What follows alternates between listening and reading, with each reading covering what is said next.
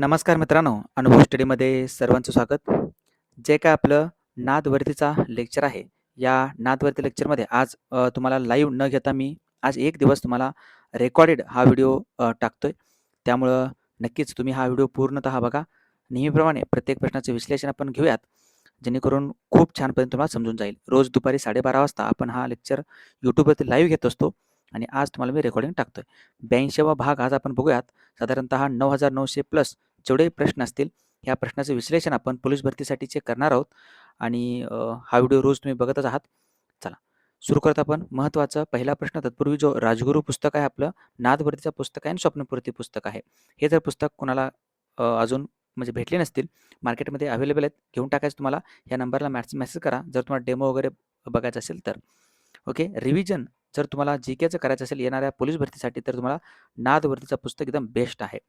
आणि अगदी विषयानुसार करायचं असेल तर तुम्ही राजगुरू नक्कीच घेऊ शकता. ओके. चला. आणि फास्ट ट्रॅकची जी काही आपली बॅच आहे, ही फास्ट ट्रॅक बॅच 45 दिवसांची आपण लॉन्च केली आहे आणि ही लक्षात ठेवा, ही सोलापूरमध्ये राहणार आहे ही बॅच आणि फक्त ही बॅच ऑफलाईन राहणार आहे. ऑफलाईन राहील ही बॅच फक्त आणि तुम्हाला यायचं आहे 23 फेब्रुवारीला म्हणजे आज ही बॅच साधारणतः सुरू होईल. ओके. ₹2,999 याची फी आहे. शिवधारे कॉलेज, जुळे सोलापूर या ठिकाणी ही बॅच आहे. जर कुणाला अधिक माहिती विचारायची असेल तर ह्या दिलेल्या नंबरवर तुम्ही संपर्क साधू शकता. चला, मागच्या लेक्चरमध्ये एक प्रश्न विचारला होता मी, ज्याचं उत्तर सर्वांनी अगदी कमेंट बॉक्समध्ये छान पद्धतीने दिलेलं आहे. प्रश्न असा होता की लंडन हे शहर कोणत्या नदीकाठी वसलेलं आहे? कोणत्या नदीकाठी आहे लंडन हे शहर? याचं उत्तर होतं पर्याय क्रमांक 4 करेक्ट आहे, थेम्स नदी. लक्षात ठेवा, थेम्स हे या नदीच्या काठी लंडन हे शहर वसलेलं आहे, जी राजधानी आहे यूकेची. ओके. यूकेची राजधानी काय असेल? ब्रिटनची राजधानी काय असेल तर ते आहे लंडन.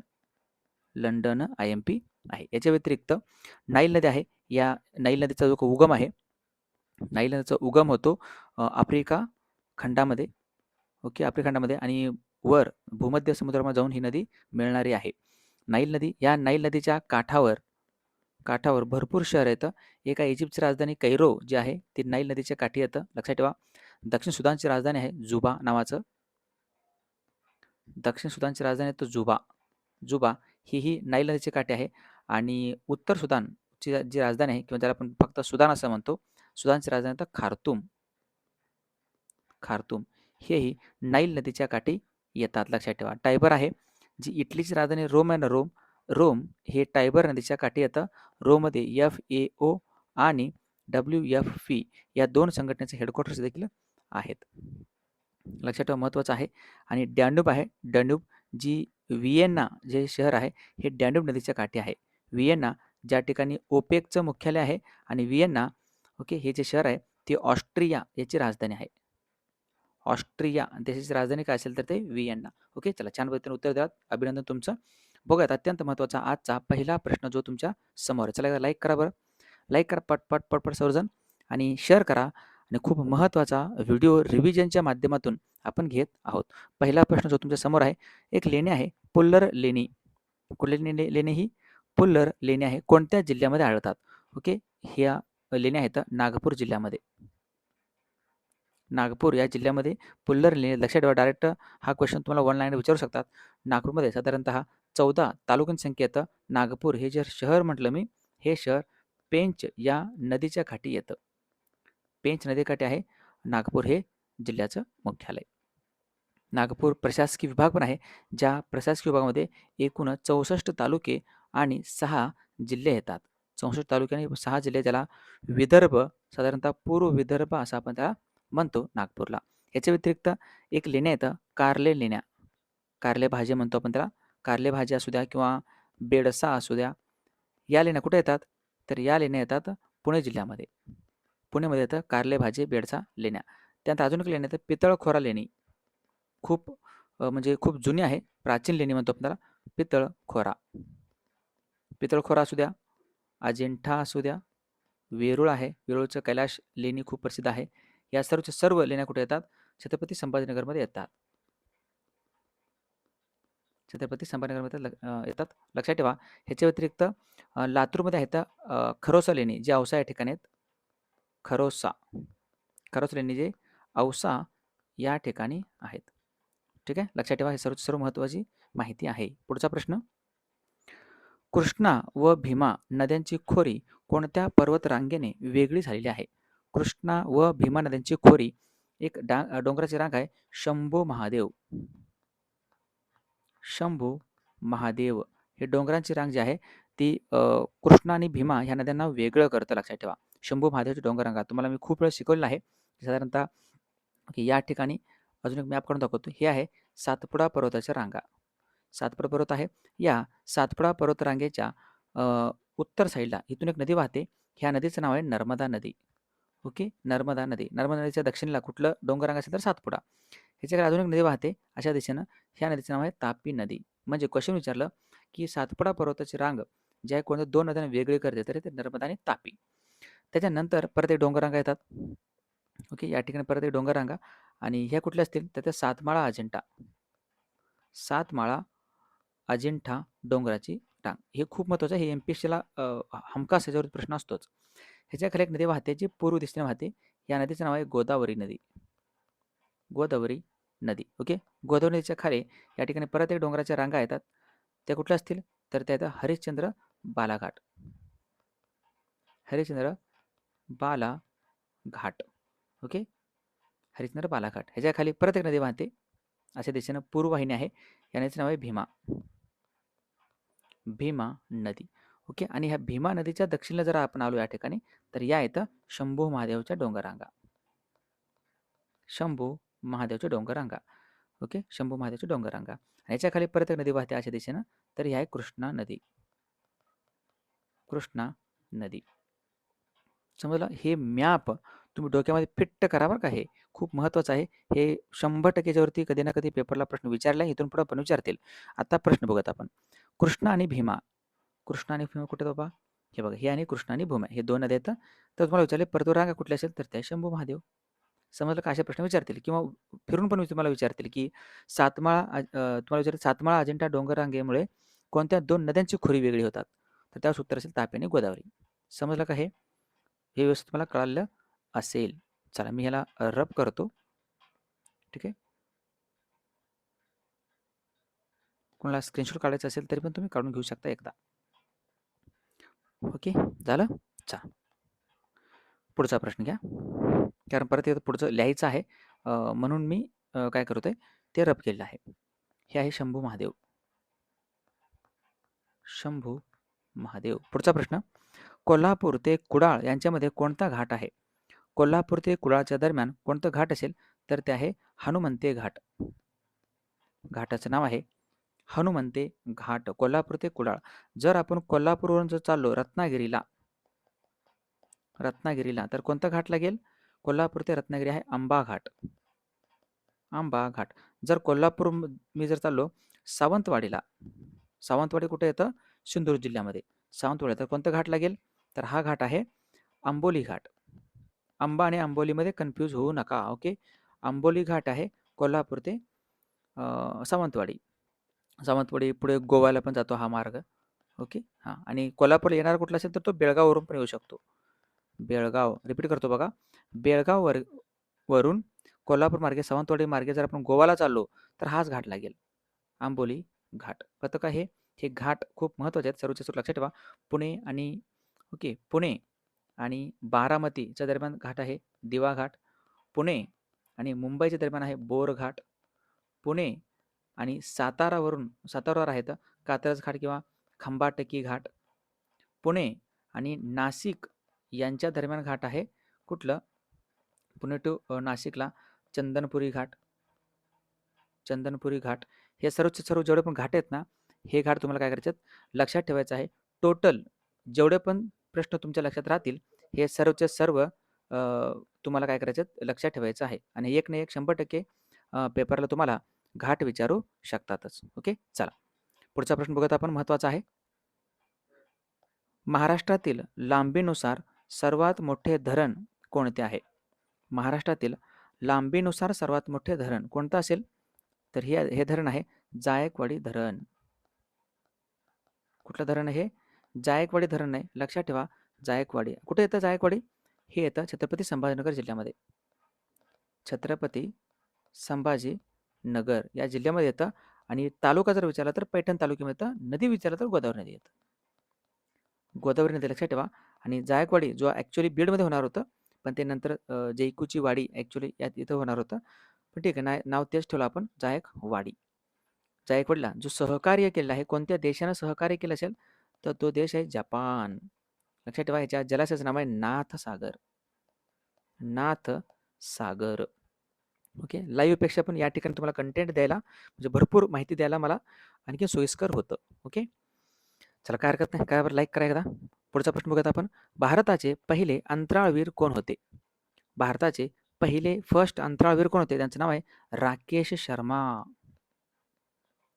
राकेश शर्मा. लक्षात ठेवा, IMP व्यक्तिमत्व. भारताचे पहिले अंतराळवीर राकेश शर्मा होते, ज्यांनी 1984 मध्ये कुठे गेले होते? अंतराळात गेले होते रशियाच्या मदतीनं. रशियाच्या मदतीनं हे अंतराळात जाणारे पहिले भारतीय व्यक्ती होते.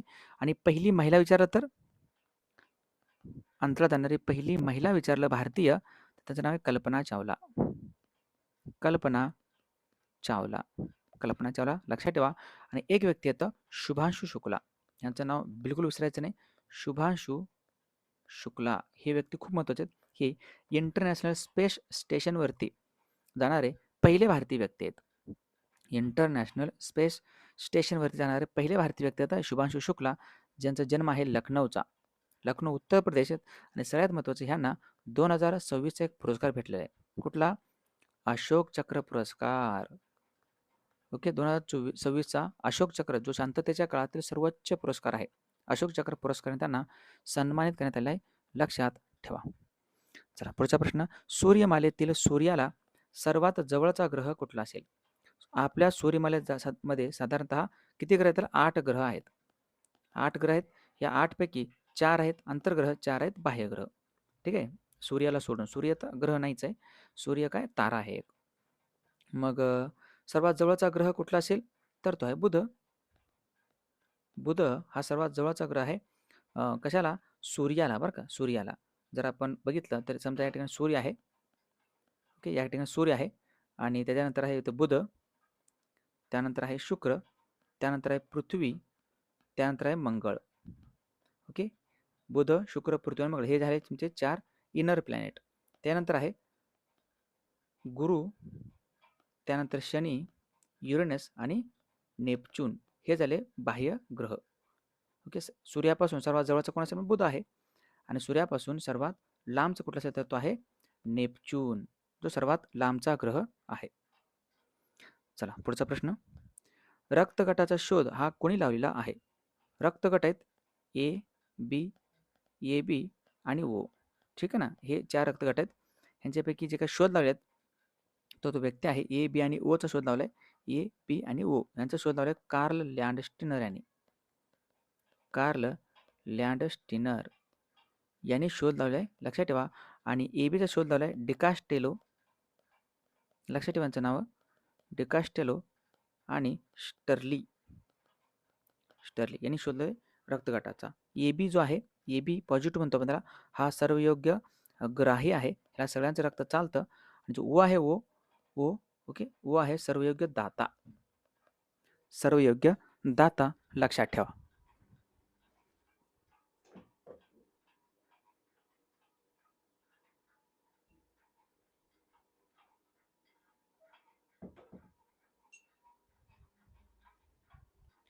चला पुढचा प्रश्न बघूयात आपण.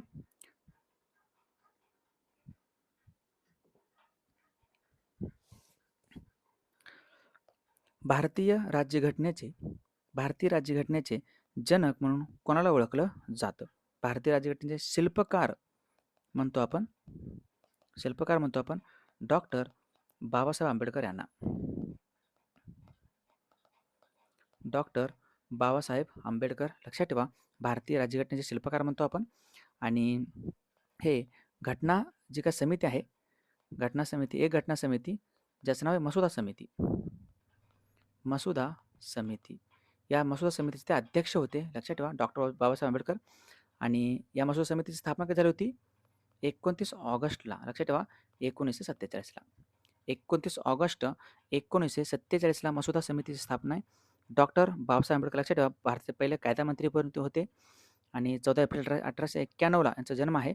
लक्षात ठेवा 6 डिसेंबर 1956ला निधन आहे. महापरिनिर्वाण दिन म्हणून आपण साजरा करतो 6 डिसेंबर. हा दिवस भारताचे पहिला कायदामंत्री देखील होते आणि डॉक्टर बाबासाहेब आंबेडकर. ओके. जनता, प्रबुद्ध भारत, मूक नायक असे भरपूर वर्तमानपत्र, थॉट्स ऑन पाकिस्तान, त्याच्यानंतर ओके द प्रॉब्लेम ऑफ रुपया आहे.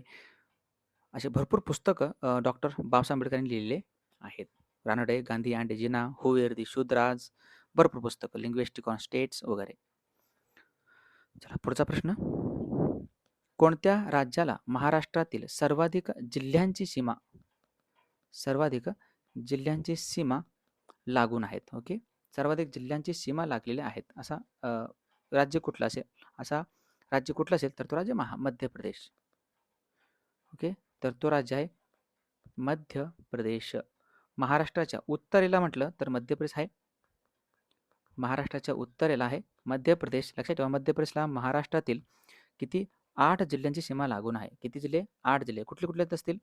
एक नंदुरबार आहे. मी क्रमानुसार सांगतो पश्चिमेकडून पूर्वेकडे. नंदुरबार आहे, धुळे आहे, जळगाव आहे. नंदुरबार, धुळे, जळगाव आहे, बुलढाणा आहे, अमरावती आहे, नागपूर आहे, भंडारा आहे, गोंदिया आहे. लक्षात ठेवा. किती? हे 8 जिल्हे झाले बघा. हे 8 जिल्ह्यांची सीमा मध्य प्रदेश राज्याला लागून आहेत आणि हे सर्वाधिक झाले.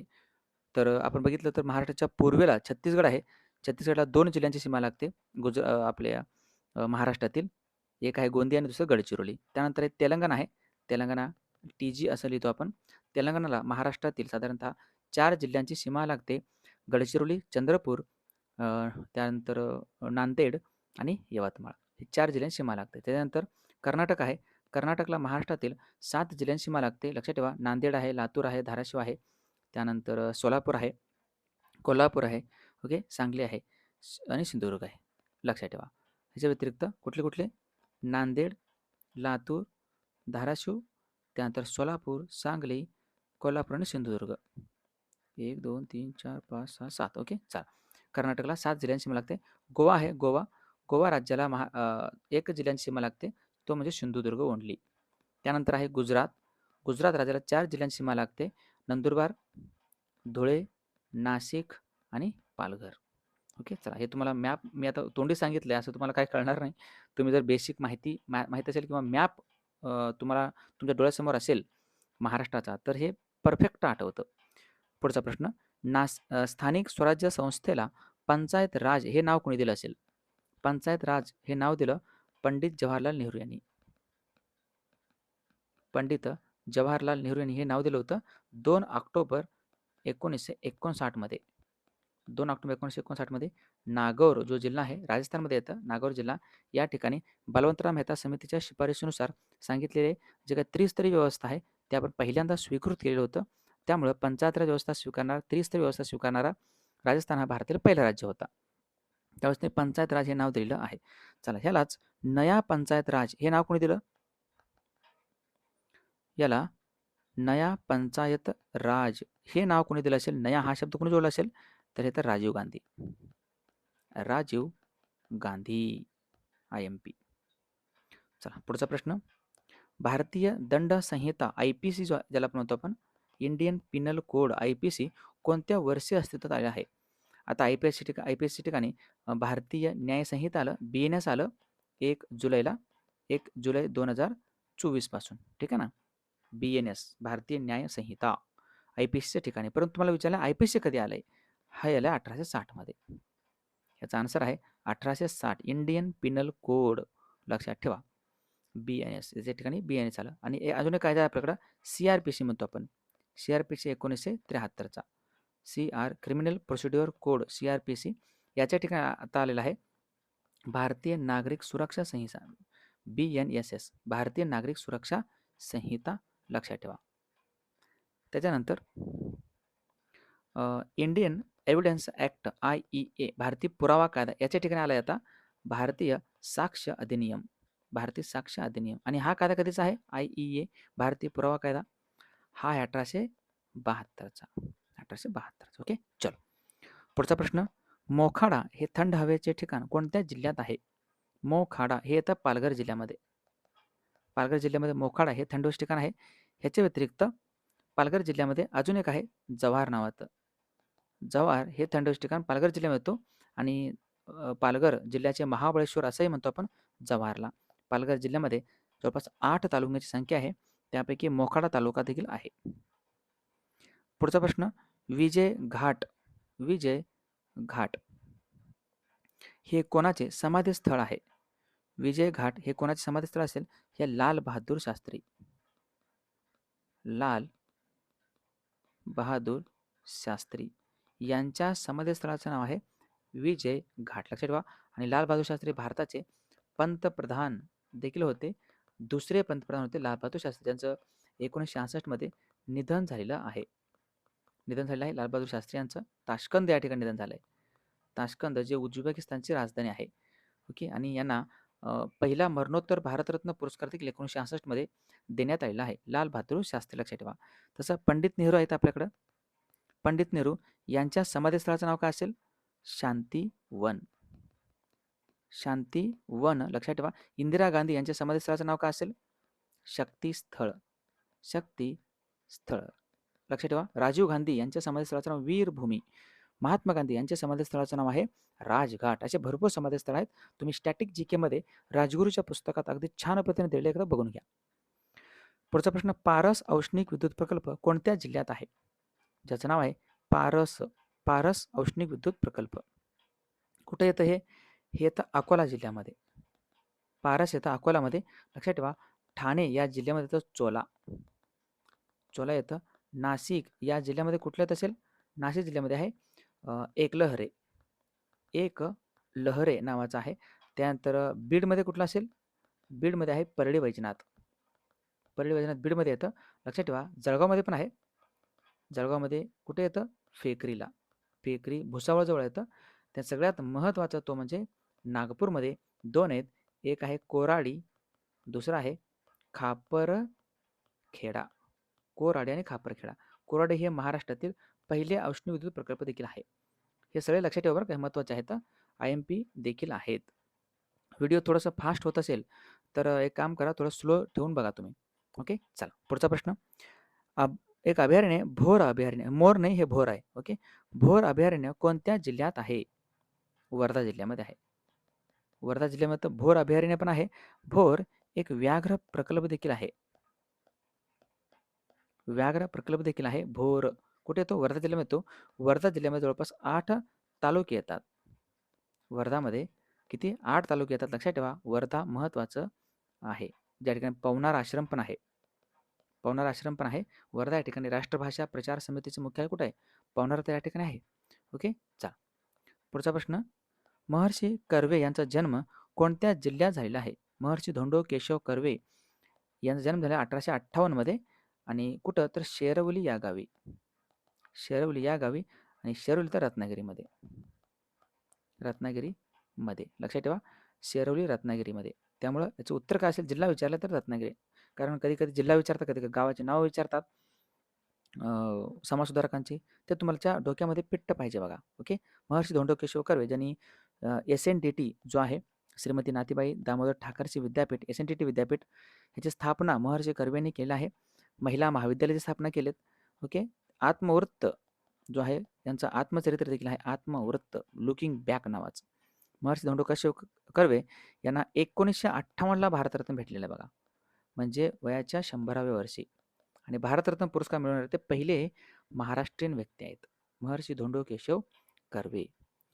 चला पुढचा प्रश्न. महाराष्ट्राचे मार्टिन ल्युथर म्हणून कोणास ओळखले जाते? महाराष्ट्राचे मार्टिन ल्युथर किंग म्हणतो आपण त्याला. कोण आहेत हे? महात्मा ज्योतिबा फुले. महात्मा फुले यांना म्हणतो आपण महाराष्ट्राचे मार्टिन ल्युथर किंग. लक्षात ठेवा. ओके. IMP आहे. आणि यांनाच यांना असं कुणी म्हटलं असेल? राजर्षी शाहू महाराजांनी म्हटलं होतं. राजर्षी शाहू महाराज यांनी त्यांना महाराष्ट्राचे मार्टिन ल्युथर किंग असं म्हटलं होतं. लक्षात ठेवा. महात्मा फुले यांनाच हिंदुस्थानचे बुकर टी वॉशिंग्टन असंही म्हणतात.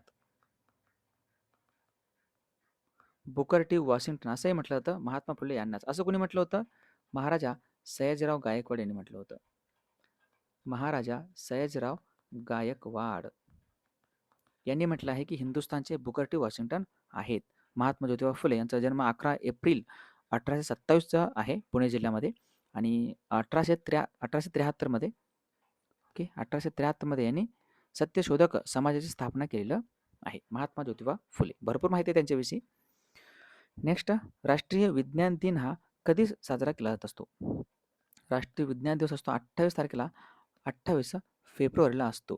कारण एक महानतम व्यक्तिमत्व होऊन गेले C V Raman. C V Raman यांनी शोध लावला होता कशाचा? रामन इफेक्टचा. रमन परिणाम किंवा रामन इफेक्ट याचा शोध लावला होता. राष्ट्रीय विज्ञान दिन म्हणून आपण त्या शोधाच्या स्मरणार्थ काय करतो? साजरा करतो. सी व्ही रमन लक्षात ठेवा, ज्यांना 1930 मध्ये पुढे जाऊन नोबेल पुरस्कार भेटलं होतं आणि यांनाच 1954 मध्ये भारतरत्न जो पुरस्कार आहे तो देखील देऊन यांचा सन्मान करण्यात आला पहिला वाला. 1954ला भारतरत्न आणि 1930 मध्ये नोबेल पुरस्कार, नोबेल भौतिकशास्त्रातील नोबेल पुरस्कार. पुढचा प्रश्न, विजेच्या दिव्यात कोणत्या धातूची तार वापरतात? विजेच्या दिव्यामध्ये धातूची तार कुठला असेल? तर ते आहे टंगस्टन. टंगस्टन ही धातूची तार आहे. टंगस्टनची संज्ञा आहे डब्ल्यू. डब्ल्यू म्हणजे उल्फ्राम. उल्फ्राम टंगस्टन लक्षात ठेवा.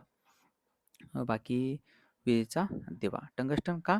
कारण हा हाय मेल्टिंग पॉईंट म्हणजे लवकर विरघळत नाही, वितळत नाही. लक्षात ठेवा टंगस्टन. त्यामुळे आपण टंगस्टन वापरतो विजेच्या दिव्यामध्ये. नेक्स्ट, रिझर्व्ह बँक ऑफ इंडियाची स्थापना कोणत्या वर्षी झालेली आहे? हा सोपा प्रश्न आला. 1 एप्रिलला झाले. 1 एप्रिल 1935ला झालेलं आहे रिझर्व्ह बँक ऑफ इंडियाची स्थापना. आणि एक आयोग आहे हिल्टन यंग आयोग किंवा समिती. या हिल्टन यंग आयोगाच्या शिफारशीनुसार भारतामध्ये रिझर्व्ह बँक ऑफ इंडियाची स्थापना झाली आहे. आणि रिझर्व्ह बँक ऑफ इंडियाचा जो ॲक्ट आहे, कायदा आहे, तो 1934चा आहे. आणि रिझर्व्ह बँक ऑफ इंडियाचं जे काही राष्ट्रीयकरण करण्यात आलं, कधी? तर ते आहे 1 जानेवारीला. 1 जानेवारी 1949ला लक्षात ठेवा. सध्या रिझर्व्ह बँक ऑफ इंडियाचे 26वे मुख्य गव्हर्नर आहेत संजय मल्होत्रा आणि पहिले भारतीय गव्हर्नर होते सी.डी. देशमुख. ओके लक्षात ठेवा. आणि पहिले मुख्य गव्हर्नर कोण असतील? त्यांचं नाव आहे sir Osborne Arkel Smith. Sir Osborne Arkel Smith. Reserve bank of India याचं हेडक्वार्टर कुठं येतं? मुंबई या ठिकाणी आहे. पहिल्यांदा त्याचं हेडक्वार्टर कुठं होतं? कोलकाता या ठिकाणी होतं. नंतर 1937 मध्ये हेडक्वार्टर मुंबईला ट्रान्सफर करण्यात आलेलं आहे. चला घ्या पुढचा प्रश्न बघत आपण. महाराष्ट्रातील कोणते शहर हे चादरीसाठी प्रसिद्ध आहे? चादरीसाठी कोणतं शहर प्रसिद्ध असेल? सोपं आहे, आपला सोलापूर. सोलापूर चादरीसाठी पण प्रसिद्ध आहे, परंतु सोलापूरचा जो काही डाळिंब आहे ना, डाळिंब, या डाळिंबला GI टॅग आहे. लक्षात ठेवा. ओके, सोलापूर डाळिंबला काय? GI टॅग आहे. डाळिंब संशोधन केंद्र कुठं आहे? सोलापूरमध्येच आहे. डाळिंब शोधून आंतरराष्ट्रीय, ओके आंतरराष्ट्रीय राष्ट्रीय डाळिंब संशोधन केंद्र कुठं आहे? हे केगावला आहे. केगाव माहिती असेल तुम्हाला, सोलापूरला, सोलापूर पुण्याच्या हायवेवरती आहे केगाव. या ठिकाणी डाळिंब संशोधन केंद्र देखील आहे सोलापूर. सोलापूर या जिल्ह्यामध्ये साधारणतः 11 तालुके येतात. 11 तालुके येतात. सिटीमध्ये सिद्धरामेश्वरचं मंदिर देखील आहे. जर कधी आलात तर नक्कीच जाऊन या. ओके, सोलापूरचे आराध्य दैवत श्री सिद्धरामेश्वरचं मंदिर. चादर आहे. सोलापूरच्या चादरीला 2005 मध्ये GI टॅग आहे. लक्षात ठेवा. हे 2005 मध्ये GI टॅग भेटला आहे सोलापूरच्या चादरीला. आणि महाराष्ट्रातील पहिलं वस्तू आहे ज्याला GI टॅग भेटलेला आहे. सोलापूरची चादर आणि सोलापूरचे जे टॉवेल आहे, टॉवेल टर्किश टॉवेल म्हणतो आपण, याला GI टॅग भेटलेला आहे. खूप मोठं हब आहे होजिअरीचं सोलापूर हे शहर, जिल्हा. चला पुढचा प्रश्न, भारतीय राज्यघटनेचे कलम 51A कशाशी संबंधित आहे? कलम 51 हे आहे मूलभूत कर्तव्य.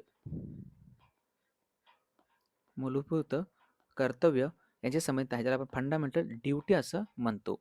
आणि मूलभूत कर्तव्य सुरुवातीला होते का? नाही, ए आहे कलम हा. म्हणजे इथं कलम ए म्हणजेच हे घटना दुरुस्ती करून आपण ॲड केलं आहे. हे घटना दुरुस्ती केली आपण 72वी घटना दुरुस्ती, 42वी घटना दुरुस्ती. ठीक आहे, 42वी घटना दुरुस्ती 1976ला. ओके लक्षात ठेवा. आणि ह्या घटना दुरुस्ती करून आपण काय केलं? मूलभूत कर्तव्य समाविष्ट केले. जो आपण रशियाकडून घेतलेला आहे मूलभूत कर्तव्य, ज्याला USSR म्हणायचे पूर्वी, United Soviet union. Okay, Russia. रशियाकडून आपण मूलभूत कर्तव्य घेतले. सुरुवातीला 1976 मध्ये आपण 10 कर्तव्य ॲड केली. नंतर आपण 86वी घटना दुरुस्ती केली 2002 मध्ये. त्यानुसार आपण काय केलं, 11वे कर्तव्य ॲड केलेलं आहे. सध्या मूलभूत कर्तव्यामध्ये 11 कर्तव्य आहेत, लक्षात ठेवा. राष्ट्रगीताचं पालन करणे, वैज्ञानिक निष्ठ दृष्टिकोन ठेवले, ओके, स्त्रियांचं मान सन्मान राखणे, भरपूर काही गोष्टी आहेत जे 11 मूलभूत कर्तव्यामध्ये समाविष्ट आहेत. आणि मूलभूत कर्तव्य कसे आहेत, न्यायप्रविष्ठ नाहीत. यांचं उल्लंघन झालं तर न्यायालयामध्ये आपण दाद मागू शकत नाही. फक्त मूलभूत हक्क आहेत ज्याच्याविषयी आपण दाद मागू शकतो. पुढचा प्रश्न, जिल्हा नियोजन मंडळाचे सचिव कोण असतात? जिल्हा नियोजन मंडळ जे आहे ना, जिल्हा नियोजन मंडळ लक्षात ठेवा. जिल्हा नियोजन मंडळ सचिव असतात जिल्हाधिकारी. जिल्हाधिकारी हे सचिव असतात आणि याचे पदसिद्ध अध्यक्ष कोण असतील? पदसिद्ध अध्यक्ष असतात जिल्हा नियोजन मंडळाचे जिल्ह्याचे पालकमंत्री. पालकमंत्री लक्षात ठेवा. जिल्हा नियोजन मंडळ खूप महत्त्वाचं मंडळ आहे. याच्यावर 2 क्वेश्चन तुम्हाला विचारतील. एक जिल्हाधिकारी म्हणजे सचिव विचारतील, जे विचारलं आहे पेपरला, आणि एक पदसिद्ध अध्यक्ष विचारू शकते. पुढचा महत्त्वाचा प्रश्न, महाराष्ट्रात किती प्रशासकीय विभाग आहेत? सर्वांना माहिती असेल 6 प्रशासकीय विभाग आहेत. किती आहेत प्रशासकीय विभाग? 6 प्रशासकीय विभाग आहेत. 1960 मध्ये ज्यावेळेस महाराष्ट्र स्वतंत्र झाला त्यावेळेस महाराष्ट्रामध्ये 4 प्रशासकीय विभाग होते. ओके, लक्षात ठेवा. आता 6 आहेत. कोणते कोणते असतील हे 6? एक मुंबई आहे, ज्याला कोकण म्हणतो आपण. दुसरं पुणे आहे. तिसरं नाशिक आहे. त्यानंतर आहे नागपूर आहे. अमरावती आहे. आणि छत्रपती संभाजीनगर आहे. छत्रपती संभाजीनगर लक्षात ठेवा. हे 6 प्रशासकीय विभाग आणि महाराष्ट्रामध्ये 5 जे आहेत ना ते प्रादेशिक विभाग आहेत. प्रादेशिक विभाग किती? 5 आणि प्रशासकीय किती? 6. मुंबई लक्षात ठेवा. मुंबई प्रशासकीय विभाग हेडक्वार्टर मुंबईला आहे. कोकण म्हणतो आपण साधारणतः. ह्याच्यामध्ये 7 जिल्हे आणि 50 तालुके येतात. जिल्हे आणि तालुके आपण बघून घेऊयात. पुण्यामध्ये ना 5 जिल्हे आणि 58 तालुके येतात पुण्यामध्ये. नाशिकमध्ये 5 जिल्हे आणि 54 तालुके येतात. ओके. नागपूरमध्ये ना 6 जिल्हे आणि 64 तालुके येतात. अमरावतीमध्ये 5 जिल्हे आणि 56 तालुके येतात अमरावतीमध्ये. आणि संभाजीनगरमध्ये सर्वाधिक आकडा आहे, तो म्हणजे 8 जिल्हे आणि 76 तालुके. 8 जिल्हे आणि 76 तालुके लक्षात ठेवा. प्रशासकीय विभाग IMP आहे. चला, अशा पद्धतीचे प्रश्न होते. या प्रश्नाचं उत्तर सर्वांनी द्यायचं आहे. डॅश डॅश या किल्ल्याचे अगोदरचे नाव कोंढाणा असं होतं. ओके, कोंढाणा असे होते. ऑप्शन तुमच्या समोर उत्तर द्यायचं आहे. बघा, त्या प्रश्नाचं उत्तर आपण उद्या लाईव्हच्या लेक्चरमध्ये. ओके, कोंढाणा असं होतं. सर्वांनी कमेंट बॉक्समध्ये उत्तर सांगा. चला, आणि फास्ट ट्रॅक बॅचला जर कोणाला यायचं असेल तर नक्कीच तुम्ही फास्ट ट्रॅक बॅचचा अनुभव घेऊ शकता. साधारणतः 45 दिवसांचा आहे. येणारे तुमचे जे काही पेपर असतील ना त्या पेपरसाठी खूप खूप महत्त्वाचं आहे. ही बॅच व्हिजन अकॅडमीच्या माध्यमातून GKला मिस तुम्हाला असणार आहे. खूप छान पद्धतीनं रिव्हिजन तुम्हाला होऊन जाईल. आणि जर अजूनही कुणी घेतले नसेल किंवा आले नसेल ह्या बॅचला तर डेमो म्हणून देखील तुम्ही या. आवडलं तर नक्कीच बॅच लावा, नसेल आवडलं तर काय हरकत नाही. परंतु रिव्हिजन येणाऱ्या काही दिवसामध्ये होणं खूप खूप गरजेचं असतं. ओके, पत्ता तुमच्या समोर आहे. जरी अधिक माहिती पाहिजे असेल तर तुम्ही ह्या दिलेल्या नंबर 2 नंबरवरती संपर्क करू शकता. चला, इथं थांबूयात आपण. आणि ही आपली 3 पुस्तकं आहेत. एक राजगुरू आहे, दुसरं स्वप्नपूर्ती आहे, तिसरं नादवरतीचं आहे. पुस्तक पाहिजे असेल तर ह्याच नंबरवरती कॉन्टॅक्ट करा. ओके, या ठिकाणी QR कोड आहे. ह्या QR कोडवरती पैसे पाठवून तुम्ही ह्या नंबरला WhatsAppला जरी मेसेज केलात, स्क्रीनशॉट पाठवलात, संपूर्ण पत्ता दिलात ते तुमच्या घरपोच पुस्तक येऊन जाईल. चला, इथं थांबूयात आपण. लाईक करा बरं पटकन. लाईक करा, सर्वजण लाईक करा. आज आपण रेकॉर्डिंग घेतला. हा व्हिडिओ कसा वाटला आणि कंटेंट कसं वाटलं एकदा कमेंट बॉक्समध्ये भरभरून सांगा. आणि तुम्हाला आवडलं, तुम्ही लाईक केलात, याचा अर्थ माझा उत्साह वाढला, येतं लक्षात. आणि माझा उत्साह वाढला तर आणखीन कंटेंट भारी भारी चांगलं चांगलं मी तुम्हाला देऊ शकतो. चालेल, थांबूयात आपण. करा बरं साहेब, सबस्क्राईब करा सर्वांनी. आणि भेटूयात आपण नेक्स्ट लेक्चरमध्ये, आज रात्री 9च्या लेक्चरमध्ये, लाईव्हच्या लेक्चरमध्ये. ओके, चला, थँक्यू. जय हिंद.